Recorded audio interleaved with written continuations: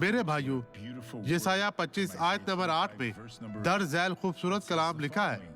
वो मौत को हमेशा के लिए नाबूद करेगा और खुदा सबके चेहरों से आंसू पोंछ डालेगा और अपने लोगों की रसवाई तमाम सरजमीन पर से मिटा देगा, क्योंकि खुदावंद ने ये फरमाया है।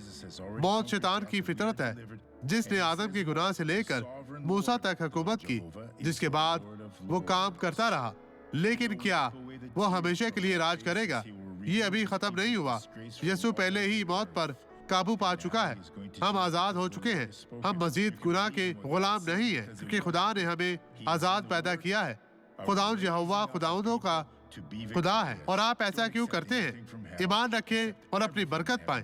आप इस शख्स की गवाही देखें और मैं वापस आऊंगा।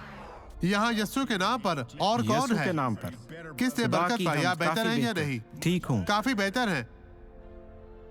आप दोनों टांगे उठा सकते हैं? जी हाँ। यहाँ ठीक है। अब आप बेहतर महसूस कर रहे हैं? यीशु के नाम तो ठीक है, यीशु के नाम पर आगे बढ़े। आप चल सकते हैं। आप यहाँ पर कैसे आए थे? चलते जाएं, चलते जाएं, चले चले चले यीशु के नाम में, बगैर किसी खौफ के। ये ठीक है, बगैर खुदा किसी का खौफ शुक्र के। है। आप बहुत अच्छे हैं भाई। मैं आज खुदा का आपका दिन है। शुक्रगुजार हूँ। मैं बिल्कुल ठीक हूँ अब। चले चले चले तेज तेज चलते हुए। आइए अब दुआ करें। बाप, हम सब के हक में दुआ करते हैं। हम बरकत देने आते हैं। अब मैं तमाम बुराइयों की, हर तरह की बदी की सर्जिश करता हूँ, और मैं बदी से कहता हूँ कि इसकी जिंदगी से चली जाए, कभी भी वापस ना आए। मैं तुझे झिड़कता हूँ, तेरी सर्जिश करता हूँ, इन्हें छोड़ दे यीशु के नाम में।